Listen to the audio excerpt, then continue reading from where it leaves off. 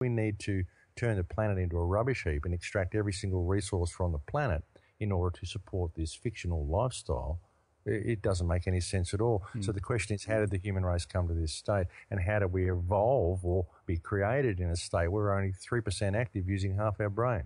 What's going on? Who's in charge here?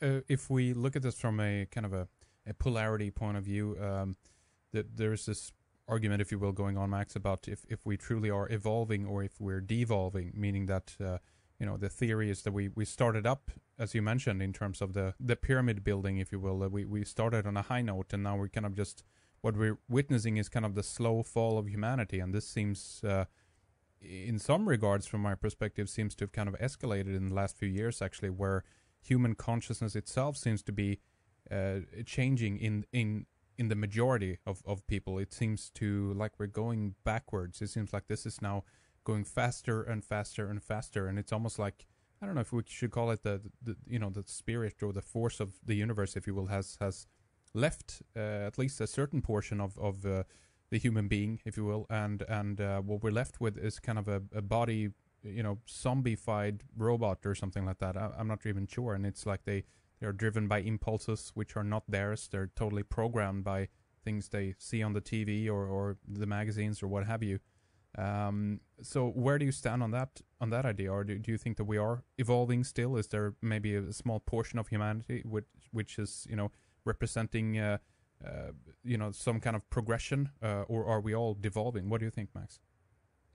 I think that it's going in both directions. I really do. I can almost see a split, like it's two separate species are being born.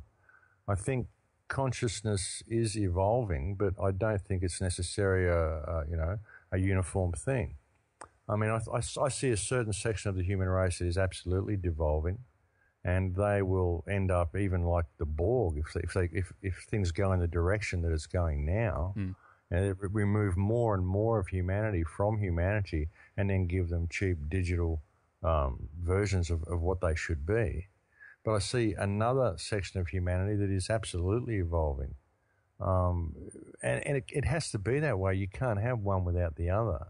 You can't have light without the dark. There's always got to be balance. And a lot of the people that are waking up, I mean, we wouldn't be having this conversation about enlightenment and about understanding what's going on in the world and trying to interpret what's going on in the world and understanding the possibility of higher realms if it wasn't for all of this bad stuff going on. If the world hadn't devolved to the state it has done in the last 10 or 15 years, we wouldn't be having this conversation now. So there's always a balance, And I believe that there may even be two complete separate realities created, because really when you look at reality, I mean, I've done a lot of looking at the holographic universe and all of this sort of stuff and the nature of consciousness and how everything is made of energy. If you really get down to it, I mean, I'm sure you've looked into all this stuff as well. Everything's just made of photon light and phonon sound when you get right down to it. It's all just basically consciousness. So consciousness is really capable of anything. And even when you look back through the evolutionary chain on this earth, I don't believe species actually turn into other species. I believe consciousness creates new species as it needs them. And all you have to do is look at the work of people like Bruce Lipton, Dr. Bruce Lipton, who's shown what cell membranes do. They actually download a frequency from the surrounding field. You look at the research that's been done into water. People like Dr. Emoto and other people that have discovered that the water has memory. All the water on Earth contains memory. So there's the RAM drive that's needed to run the operating system. The operating system is simply a water-based computer, which could be any body shape that it wants to create. And the animation from that computer, like the CPU, is downloaded from the field as an electrical frequency that animates that computer. And that's all really anybody is. You start looking at the nature of atoms, you realize atoms are all empty space. That's all they are. They're 99.99999% empty space. That's 5 points after the one. That's 1/10,000th of 1% of an atom is actually matter. And everything's made of atoms. So that means 1/10,000th of 1% of this chair that I'm sitting in is actually here. And people go, gee, that's fascinating. Well, no, it's not. It's a lot more than fascinating. It's absolutely unbelievable. This chair's only here because I perceive it to be here. My body is only here because I perceive it to be here. We're only having this conversation because we both perceive it to be happening. All that actually exists is consciousness. So that puts a whole different slant on everything when you look at it. And it kind of frees up the realms of what is or isn't possible. Because absolutely anything is possible. Anything that consciousness needs to evolve is possible.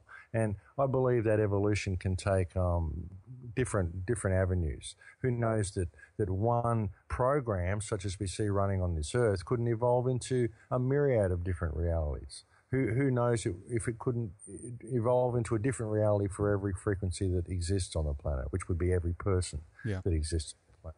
I mean, anything is possible when you really look at the nature of reality. But that's not the deal, unfortunately. At this point, anyway, we can do what we know is the right thing, obviously, to help this along. But at the moment, again, to touch base again with that idea, it seems to me that the surrounding field that you're talking about, it is there.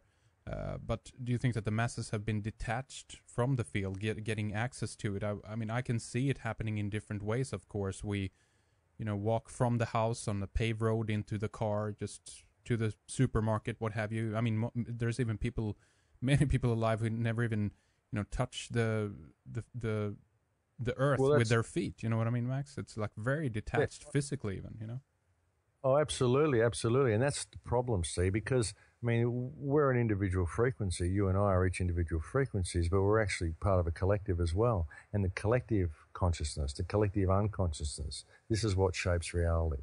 And this is what will probably shape the rest of reality.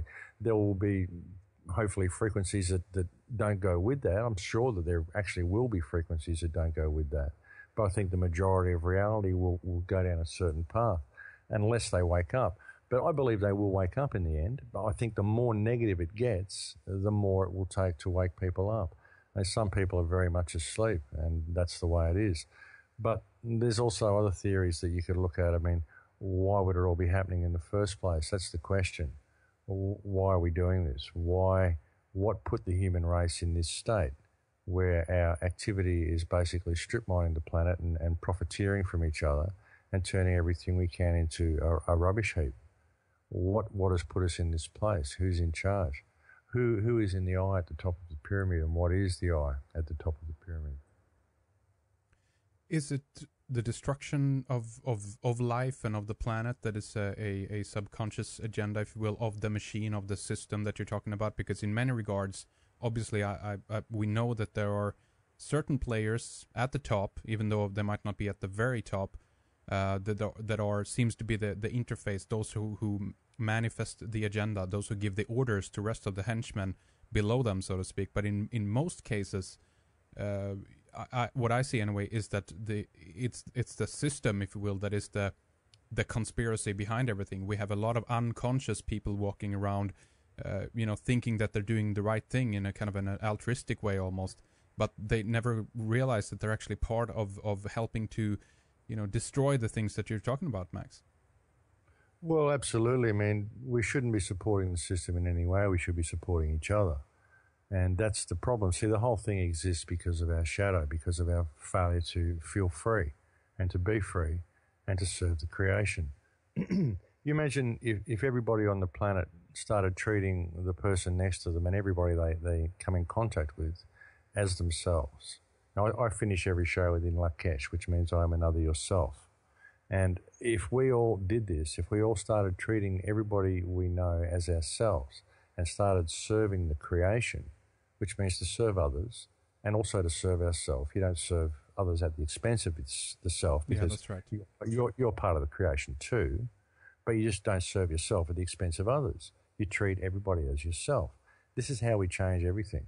And people just are too scared to do that. People see, they see other people and they're in fear because they're in this left brain reality. They're taught that, there's, everybody's out to get you and there's danger at the door and, we're all in this together. We're all the same. We all come from the same place. And it's our support of the system that allows the system to be perpetuated. But the question is where did the system come from? Is this something human consciousness would come up with on their own? Because it's such an inhuman system. I often think, even if the mainstream story of evolution is true, even if man came from cave dwellers and